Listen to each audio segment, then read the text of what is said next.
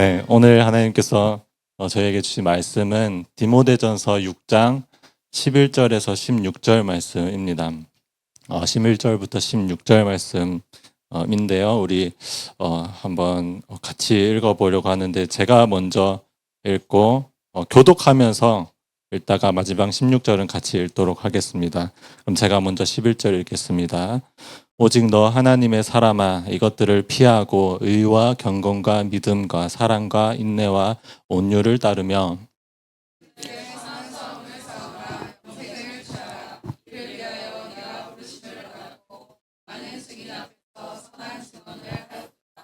만물을 살게 하신 하나님 앞과 본디오 빌라도를 향하여 선한 증언을 하신 그리스도 예수 앞에서 내가 너를 명하노니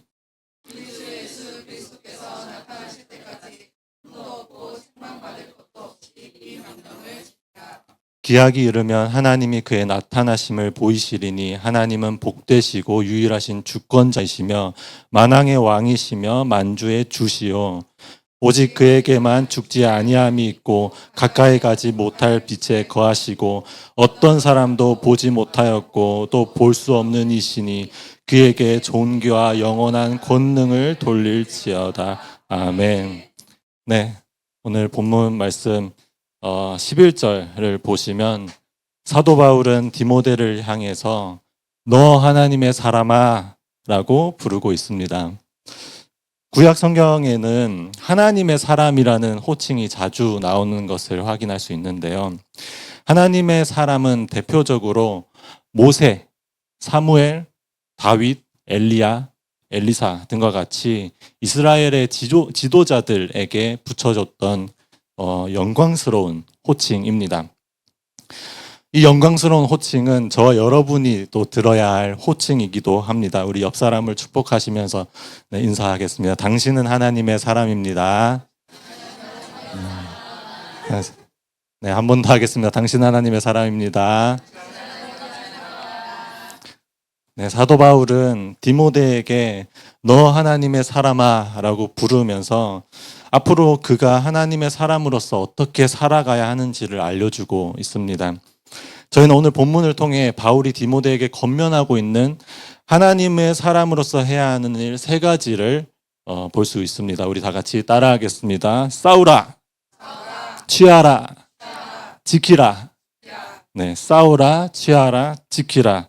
이 하나님의 사람으로서 해야 하는 일 3가지를 한번 보도록 하겠습니다. 먼저 12절을 보시면은 바울은 먼저 믿음으로 선한 싸움을 싸우라고 권면하고 있습니다. 신자는 모두 영적 전쟁 가운데 있는 사람들입니다. 전쟁에서 이기기 위해서는 반드시 무기가 필요한데요. 믿음으로 선한 싸움을 싸워 나가기 위해서 필요한 무기는 바로 하나님의 말씀입니다. 하나님의 사람은 하나님의 말씀이라는 무기를 가진 사람입니다. 구약에서 제가 앞에서 말씀드렸던 구약에서 하나님의 사람이라고 불리었던 이 모세, 사무엘, 다윗, 엘리야, 엘리사에게는 공통점이 있었는데요. 이들 모두 말씀의 사람으로서 하나님의 말씀의 심부름꾼 역할을 잘 감당한 그런 사람들이었습니다. 즉 하나님의 사람이란 말씀대로 가르치고 말씀대로 받아서 실행하는 말씀의 사람이 바로 하나님의 사람입니다. 저와 여러분은 하나님의 사람으로서 말씀이라는 무기를 갖고 이 전쟁에 나아가야 하는데요. 그런데 11절을 다시 보시면은 이 싸움에서 피해야 할 것들과 따라가야 할 것들이 구분되어 있다는 것을 확인할 수 있습니다. 그런데 여기서 따르며 라면서 따라가야 하는 것들은 의와 경건과 믿음, 사랑, 인내, 온유라는 것이 이렇게 명시가 되어 있는데요. 그런데 피해야 하는 것들은 이것들을 피해야 한다라고 하면서 이 피해야 하는 것들이 무엇인지 여기 구절에서는 나오지는 않습니다. 여기서 이제 피하라고 하는 이것들은 디모데전서 6장 3절에서 5절 말씀에서 이제 확인할 수 있는데요. 여기서 피하라고 하고 있는 이것들은 무엇이냐면 바로 교만과 탐욕을 의미합니다. 디모데전서 6장 3절에서 5절 말씀 제가 읽어드리겠습니다. 누구든지 다른 교훈을 하며 바른 말 곧 우리 주 예수 그리스도의 말씀과 경건에 관한 교훈을 따르지 아니하면 그는 교만하여 아무것도 알지 못하고 변론과 언쟁을 좋아하는 자니 이로써 투기와 분쟁과 비방과 악한 생각이 나며 마음이 부패하여지고 진리를 잃어버려 경건을 이익의 방도로 생각하는 자들의 다툼이 일어나느니라. 말씀이 바르게 들어가지 못하게 하는 가장 그 근원에는, 핵심에는 이 교만과 탐욕이 들어 있습니다. 교만이란 바른 교훈을 받아들이지 않고 자꾸 다른 교훈을 가르치고 따르게 합니다. 또 교만은 진리와는 전혀 상관없는 쓸모없는, 쓸데가 없는 질문에만 열중하여서 막 변론을 하게 됩니다. 또 교만한 사람은 자기가 틀렸다는 게 드러나게 되어도 그것을 인정하지 않습니다. 인정하지 않고 계속 말다툼을 하게 되는데 이것을 분쟁이라고 합니다. 하나님과 사람에 대한 불경하고 모욕적인 말들과 악한 생각이 떠나지 않는 것이 교만한 사람의 특징인데요. 또 5절 말씀을 보시면 이 부패한 마음, 진리를 이익의 방도로 생각하는 것, 자신의 이익의 방도로 이 진리를 그렇게 타락시키는 것이 바로 탐욕의 마음입니다. 이처럼 이 교만과 탐욕은 말씀을 받아들이지 못하게 만듭니다. 그러므로 하나님의 사람은 반드시 이 교만과 탐욕을 피해야 합니다. 그리고 이 사도 바울은 이어지는 6절에서 이 교만과 탐욕을 피할 수 있는 가장 좋은 방법이 무엇인지 알려주고 있는데요. 6장 6절 말씀은 함께 읽도록 하겠습니다. 시작. 그러나 자족하는 마음이 있으면 경건은 큰 이익이 되느니라. 아멘. 교만과 탐욕을 피할 수 있는 가장 유일한 방법은, 가장 좋은 방법은 자족하는 마음입니다. 이 자족이란 것은 어떠한 상황에 처하든지, 부유함에 처하든지, 가난함에 처하든지, 어려운 상황에 처하든지, 좋은 일에 처하든지, 여호와가 나의 목자이시니 나는 부족함이 없습니다. 좋으신 하나님께서 나의 목자가 되어주시니 나는 조금도 부족함이 없습니다. 라고 담대하게 고백하는 것이 바로 자족하는 마음입니다. 이렇게 자족하는 마음이 있어야지만 이러한 교만과 탐욕에서 벗어날 수 있습니다. 하나님의 사람은 말씀을 받아들이지 못하게 하는 이 교만과 탐욕을 이 자족하는 마음으로 피해야 하고, 그 자리를, 이 교만과 탐욕의 자리를 이제는 말씀으로 채울 수 있는 사람이 되어야 합니다. 이가 바로 하나님의 사람입니다. 저와 여러분이 말씀을 온전히 받아들이면서 그 말씀으로 믿음의 선한 싸움을 싸워 나가기를, 그런 하나님의 사람 되기를 간절히 소원합니다. 이제 하나님의 사람으로서 해야 할 일 두 번째, 영생을 취하라입니다. 선한 싸움을 싸우라는 이 겉면에서는 이제 우리가 어떻게 싸워야 하는지를 보았다면은, 이제 취하라에서는 우리가 무엇을 위해, 무슨 목적으로 이 싸움을 싸워야 하는지를 잘 알려줍니다.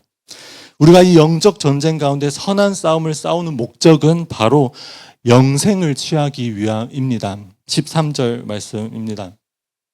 12절 말씀입니다. 네, 영생을 취하라입니다. 성경에서 말하는 영생이란 단순히 수명이 무제한으로 연장이 되어서 막 이제 불멸의 존재가 되는 그런 상태를 영생이라고 하지 않습니다.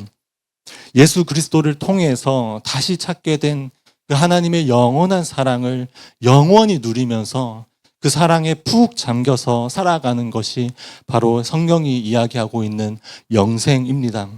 그런데 여기서 의문이 생깁니다. 이미 디모데는 예수 그리스도를 통해 영생을 가진 사람입니다. 저와 여러분도 이미 예수 그리스도를 영접함으로 말미암아 하나님의 영원한 사랑을 되찾고 누리게 된 사람입니다. 그런데 왜 사도 바울은 이 디모데에게 다시 한번 영생을 취하라고 그렇게 권면하고 있는 것일까요? 어떤 것을 이제 소유하는 것과 또 그것을 막 이제 끌어안고 즐기는 것은 다를 수 있습니다. 예를 들어서 제가 게임을 좋아하는데 좋아하는 게임기를 선물을 받았습니다. 이제 원하는 그 게임기를 딱 이제 선물로 받아서 너무 기분이 좋지만 이제 시간이 없는 뭐 그런 뭐 여러 가지 이유로 그냥 사용하진 않고 그냥 집에 두고 있는 것과 이 게임기를 그냥 집에 놔두고 있는 것과 딱 받자마자 게임기를 딱 켜서 막 원하는 게임을 막 하면서 너무 신나서 몇 시간 동안 시간 가는 줄 모르고 막 게임기를 막 이렇게 켜서 원하는 게임을 하는 것과 이제 차이가 있다는 것을 우리가 분명히 알 수 있는데요. 게임기를 그냥 집에 두는 것, 게임기를 직접 즐기는 것은 다른 것입니다. 취하다라고 번역된 이 에필람 좀 어려운 단어인데요. 에필람바노마이라는 이 취하다라는 단어는 어떤 의미냐면 자신의 소유로 만들기 위해 꼭 붙잡는 것을 의미합니다. 비록 디모데가 이미 영생을 소유했다고 하더라도 바울은 이 디모데에게 그것을 꼭 붙잡으라고 쥐라고 움켜잡으라고 권하고 있습니다. 영생의 삶을 완전히 자신의 것으로 만들고 즐기고 최대한으로 누리라는 의미로 이 디모데에게 영생을 취하라고 권면하고 있는 것입니다. 그리고 다시 이 본말씀 12절에 이어서 바울은 이를 위하여 내가 부르심을 받았고 많은 증인 앞에서 선한 증언을 하였도다 하며 디모데가 바로 이 영생을 위해 부름을 받았다는 사실과 또 13절에 보시면은 만물을 살게 하신 하나님 앞과 본디오 빌라도를 향하여 선한 증언을 하신 그리스도 예수 앞에서 내가 너를 명하노니 예수 그리스도께서는 자신의 생명을 해하거나 놓아줄 수 있는 사형권을 쥐고 있었던 이 본디오 빌라도에게 당당하게 영생에 대해서 증언하셨습니다. 이렇게 예수 그리스도께서 영생에 대하여 증언하셨던 것처럼 사도 바울은 디모데가 많은 증인들 앞에서 이 영생에 관해 선한 증언을 했음을 다시 한번 상기시키고 있습니다. 이것을 통해 우리가 알아야 하는 것은 영생이란 나만 즐기고 누리는 것이 아닙니다. 영생이란 나만 즐기고 누리는 것이 아니라 내가 받은 이 영원한 사랑을 다른 사람에게도 흘려보내는 통로가 되는 상태가 바로 영생입니다. 하나님의 사람은 영생을 취하여 그 영생에 관하여서 예수 그리스도처럼 그리고 말씀의 사람, 하나님의 사람 디모데처럼 많은 사람들에게 담대히 이 영생에 관하여 증언할 수 있어야 합니다.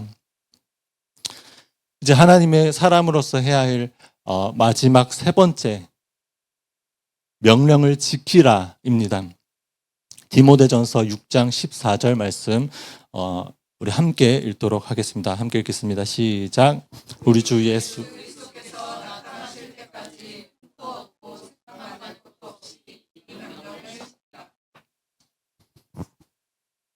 사도 바울은 디모데에게 주의 재림의 날까지 흠도 없고 책망받을 것도 없이 자신의 모든 권면들 선한 싸움을 싸우고 영생을 취하여 증언하는 것 이 모든 권면들을 최선을 다해 지키라고 격려하고 있습니다.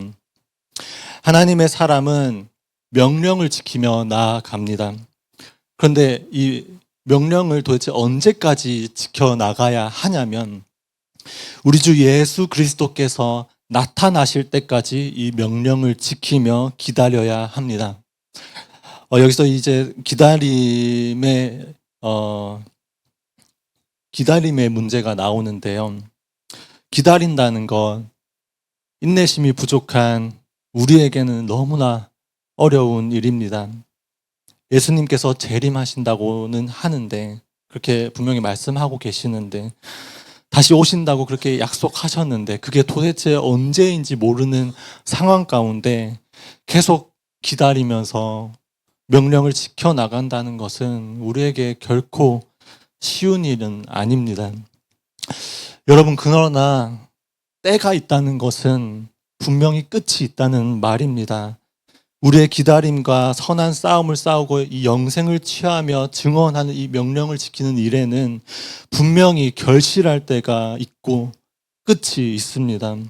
그러므로 우리는 끝날 때까지 결코 포기해서는 안 됩니다. 그 끝이 이를 때까지 하나님의 사람으로서 포기하지 않고 그 끝까지 이 명령을 지켜나가야 합니다. 끝까지 포기하지 않고 이 명령을 지켜나간다면 결국 때가 이르러 하나님이 그의 나타나심을 보이실 것입니다. 디모데전서 6장 15절 16절 말씀 함께 읽도록 하겠습니다. 시작. 기약이 이르면 하나님의 그의 나타나심을 보이시리니 하나님은 복되시고 유일하신 주권자이시며 만왕의 왕이시며 만주의 주시오 오직 그에게만 죽지 아니함이 있고 가까이 가지 못할 빛에 거하시고 어떤 사람도 보지 못하였고 또 볼 수 없는 이시니 그에게 존귀와 영원한 권능을 돌릴지어다. 아멘. 사도 바울은 끝까지 그 명령을 지키라고 권면함과 동시에 하나님이 어떤 분이신지 찬양하면서 그 명령을 끝까지 지킬 수 있는 동기가 우리가 사모하는 하나님이심을 알려주고 있습니다. 하나님은 복의 근원이십니다. 아멘. 하나님은 유일하신 주권자이십니다. 아멘. 만왕의 왕이십니다. 만주의 주이십니다. 오직 하나님에게만 진정한 영생이 있습니다. 오직 하나님에게만 변함없이 눈부신 영광이 있습니다. 오직 하나님에게만 존귀와 영원한 권능을 돌리길 원합니다. 아멘. 저와 여러분은 복의 근원이시며 유일하신 주권자이시며 만왕의 만주의 주, 만왕의 왕, 만주의 주이신 하나님의 사람입니다. 하나님은 존재 그 자체로 우리의 힘과 능력이 되어 주셔서 우리가 끝까지 이 명령을 지켜나갈 수 있도록 인도해 주고 계십니다. 올해를 돌아보면은 진짜 올해는 말씀의 인도함을 강력하게 받는 한 해였습니다. 디모데처럼 부끄럽지만 하나님의 사람, 말씀의 사람으로서 성장할 수 있었던 한 해였던 것 같습니다. 하나님께서 이 다음 세 교회를 통해 저에게 주시는 말씀들이 너무 분명했고 말씀을 향한 저의 믿음도 계속 커져 갔습니다. 올 한 해 좋은 것을 아끼지 아니하시리라 약속의 말씀을 주시면서 그 말씀을 기대함으로 기도하고 있는 교회의 기도 제목, 또 제게 있는 기도 제목들이 있었는데요. 그런데 주시는 이 말씀들은 너무 분명하지만 뭔가 상황은 바뀌지 않고 달라지지 않고 계속 기약 없는 기다림이 이어지게 되었습니다. 이제 정말 12월이 되고 이제 정말 한 해가 얼마 남지 않은 이 상황에서 저는 점점 이 기다림이 지쳐가게 되었고 지난주까지만 해도 뭔가 무기력하고 힘이 나질 않았습니다.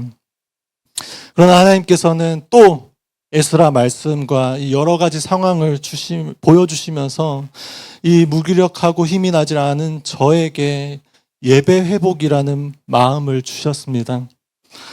그래서 이번 주가 시작되면서 다시 예배 회복에 집중하기로 결심하면서 이제 힘을 내기 시작을 했는데요. 그런데 어제 목요일 새벽에 기도를 하는 중에 정말 신기한 경험을 하게 되었습니다. 이제 다시 예배 회복에 집중하기로 결심한 저는 이러한 마음을 갖고 기도를 했습니다. 하나님, 이제 괜찮습니다. 하나님, 저는 이제 괜찮습니다. 제가 원하는 그 일이 이루어지지 않아도 괜찮습니다. 저는 이제 하나님께서 예배 회복에 집중하라 하셨으니 예배 회복에 집중하겠습니다 라고 기도하고 있었습니다. 예배 회복을 위한 제 마음은 진심이었습니다. 그리고 정말 이 예배 회복을 위해 나아가니까, 그렇게 결단하니까 힘이 났습니다. 그런데 사실 제 마음 한켠에는 이제 더는 실망하고 싶지 않아서 이제 기대를 그만두고 다른 것에 집중해서 힘을 내보자는 그 마음이 있었습니다. 더 기대하면은 이제는 진짜 크게 실망하게 될까봐 두려워서 타협하고 내려놓은 상태였습니다. 그런데 그렇게 기도하는 중에 정말 신기한 경험을 했는데요. 다시 한번 하나님께서 제가 원하는 그 일을 이루시겠다는 믿음을 계속 주시는 겁니다. 그 믿음이 생기는 것입니다.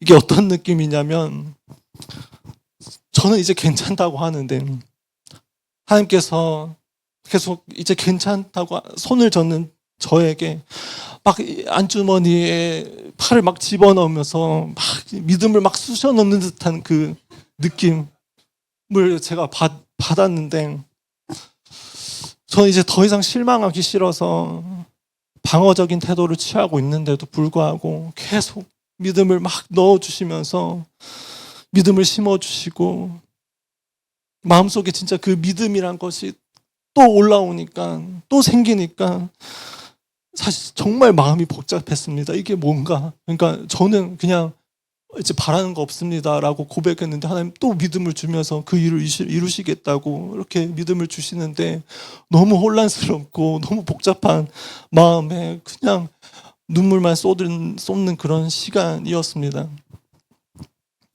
하나님께서는 또 이렇게 저를 포기하지 않게 하셨습니다. 끝까지 믿음을 갖고 이 기도 제목들을 위해서 계속 기도하게 하셨습니다. 저는 이번 일을 통해서 이 모든 기다림의 과정이 결국 예수 그리스도께서 다시 이 땅에 오실 때까지 그 재림을 기다리기 위한 훈련임을 알게 되었습니다. 기약이 이르며 하나님이 그의 나타나심을 보이실 것입니다.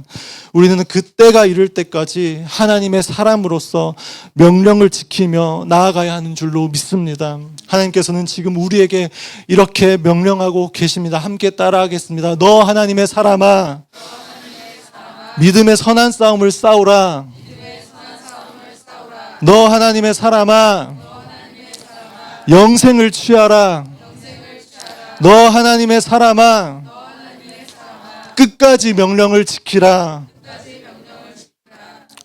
우리 하나님 명령을 붙들고 우리 하나님 앞에 또 기도하며 또 찬양하며 나아가도록 하겠습니다. 우리 함께 일어나셔서 찬양하며 기도하며 나아가도록 하겠습니다.